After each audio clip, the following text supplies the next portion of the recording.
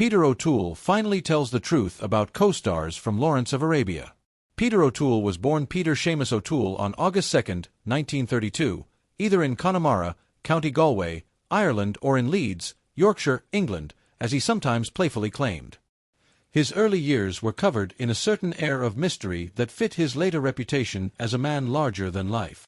The son of Constance Jane Ferguson and Patrick Joseph O'Toole, a bookmaker and football player, Peter grew up in a household where strong personalities, resourcefulness, and a love of storytelling were present from the beginning. It was this mixture of Irish humor, English toughness, and natural theatrical flair that would shape his artistic destiny. O'Toole's path to acting was not straightforward or simple. After serving as a radio man in the Royal Navy, he considered several careers before his unshakable love for words, performance, and literature pushed him toward the dramatic arts. He was accepted into the prestigious Royal Academy of Dramatic Art, RADA, in London, where he studied from 1952 to 1954. Among his classmates were future famous actors like Albert Finney and Alan Bates, who like O'Toole would help redefine British acting for a new generation. At RADA, O'Toole worked hard on his craft, immersing himself in Shakespeare, classic drama, and modern experimental works. Even as a student, he was recognized for his striking appearance, tall, piercing blue-eyed, and commanding, and for the remarkable voice that would later captivate audiences on stage and screen.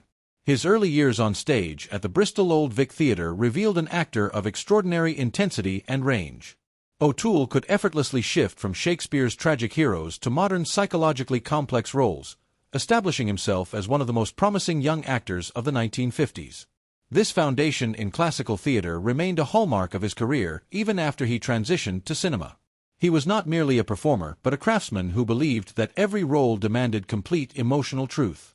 The turning point in O'Toole's career came in 1962 when he was cast as T.E. Lawrence in David Lean's epic Lawrence of Arabia.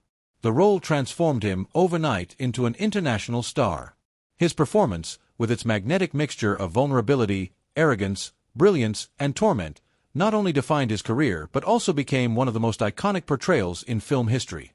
The film itself remains a towering achievement of cinema, but it was O'Toole's presence, haunting, ethereal, and unforgettable, that elevated it to legendary status. His piercing blue eyes against the desert backdrop became one of the most indelible images in world cinema. For this role, he earned his first Academy Award nomination. And though he did not win, it established him as one of the finest actors of his generation. Throughout the following decades, O'Toole built a career defined by artistic daring and bold choices. He received a remarkable 8 Academy Award nominations without winning a competitive Oscar, making him one of the most nominated actors never to receive the prize outright. His performances in films such as Beckett, 1964, The Lion in Winter, 1968, Goodbye, Mr. Chips, 1969, and The Ruling Class, 1972, demonstrated his unparalleled versatility. He could embody kings and eccentrics, teachers and madmen, imbuing each with his trademark combination of intelligence, wit, and intensity. His later career triumph in My Favorite Year, 1982, showcased his ability to turn self-parody into brilliance, playing an aging, alcohol-soaked matinee idol with both hilarity and heartbreaking vulnerability. O'Toole's off-screen life was as colorful and stormy as many of his roles. Known for his sharp wit, love of conversation, and fondness for partying, he was often associated with the era's hard-drinking actors such as Richard Burton, Richard Harris, and Oliver Reed. Stories of his nights of excess became legendary tales. Yet, even amid the chaos, his devotion to acting never faltered or weakened. He once joked, "I will not be a common man. I will stir the smooth sands of monotony," a statement that perfectly captured the philosophy by which he lived both on and off the stage. Despite health problems in later life, including serious illness that required major surgery, O'Toole never abandoned his passion for performance.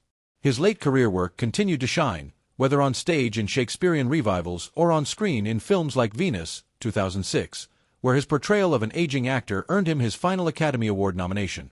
Even when frailty touched his body, his eyes still sparkled with the mischievous energy of a man who had lived fully, intensely, and fearlessly.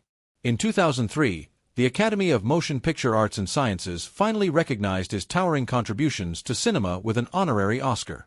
True to form, O'Toole initially considered rejecting the award because he hoped still to win a competitive Oscar, but he ultimately accepted, acknowledging the honor with charm and characteristic humor. It was a fitting recognition for a man who had given so much to the art of acting and inspired generations of performers. In 1959, at the age of 27 and still very much at the beginning of his journey into international stardom, Peter O'Toole married the Welsh actress Siân Phillips, a woman who was herself on the rise in the theatre world and who would later become a celebrated actress of stage, film, and television. Their union was one of those artistic pairings that fascinated the press of the time. A handsome, ambitious young actor known for his intensity and quick wit, and a striking, intelligent Welsh woman with a commanding presence of her own. Phillips would go on to play an array of powerful roles, from classical theatre to high-profile television dramas, and her marriage to O'Toole placed her directly in the whirlwind of his increasingly hectic and sometimes chaotic career. The couple had 2 daughters together, Kate and Patricia, who were born during the height of O'Toole's rise in the 1960s. Balancing fatherhood with the demands of international fame was not easy, but by all accounts, O'Toole deeply loved his children, even as his career took him across continents and into productions that kept him away from home for long stretches of time. The marriage, however, was not without its difficulties. O'Toole was already developing a reputation for heavy drinking, unpredictable moods, and a restless energy that made him both magnetic and, at times, difficult to live with.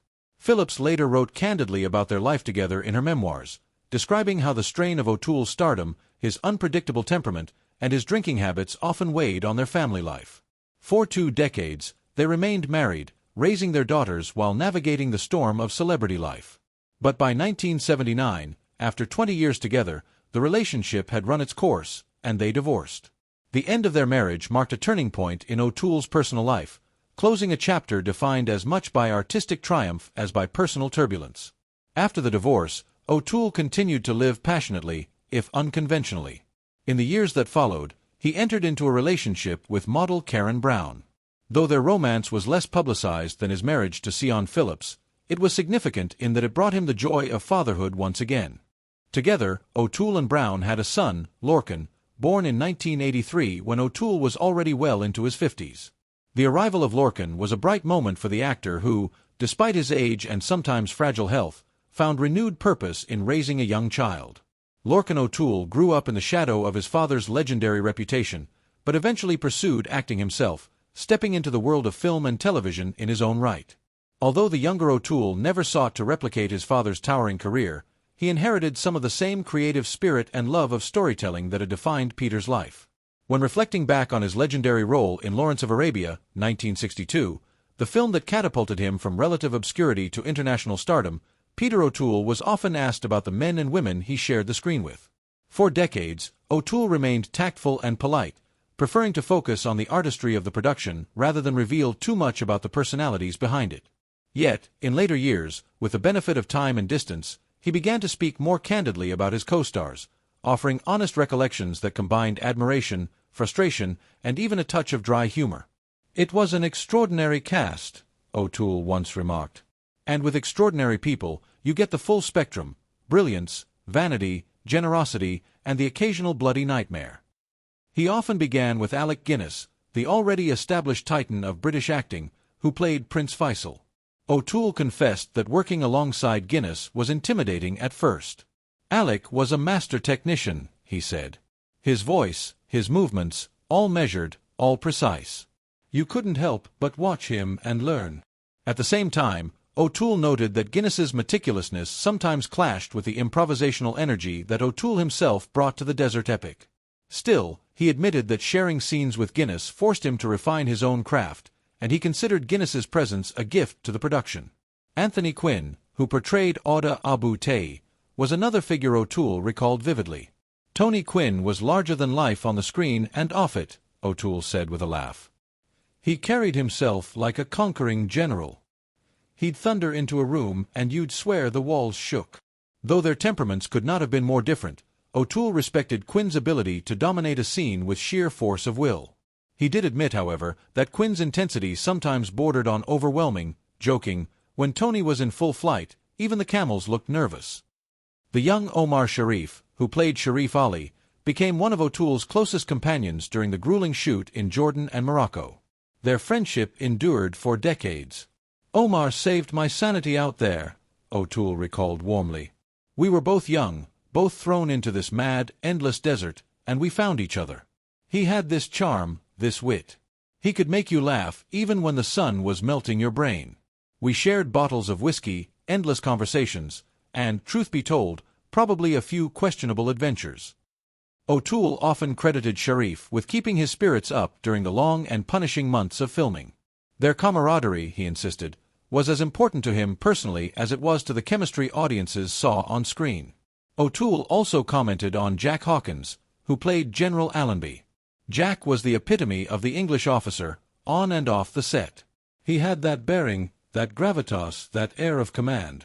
But what I loved most about Jack was his wicked sense of humor. He could puncture any pretension with a single line. Hawkins, O'Toole admitted, became something of a mentor figure, offering him advice not only on acting but also on navigating the sudden pressures of fame. Not all of O'Toole's memories were warm and happy. He acknowledged that the vast egos on set occasionally led to friction and conflict. We were baking in the desert, making a film no one thought would work, with a director who demanded the impossible. Tempers flared, friendships frayed. There were days when you thought the whole damn enterprise would collapse. Still, he insisted that these tensions, rather than detracting from the film, gave it an energy that translated to the screen. Of director David Lean, O'Toole was candid but respectful.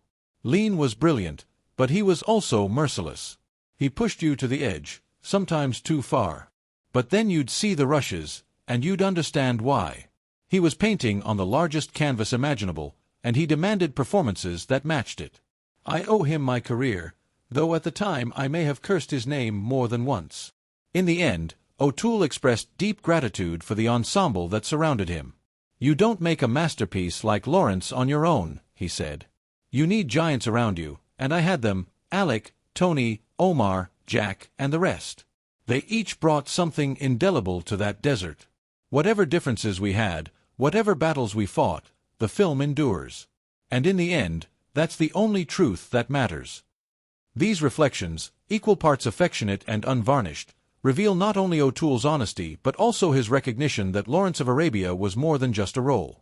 It was a crucible that forged his identity as an actor and connected him forever to a group of performers whose combined talents created one of cinema's greatest epics.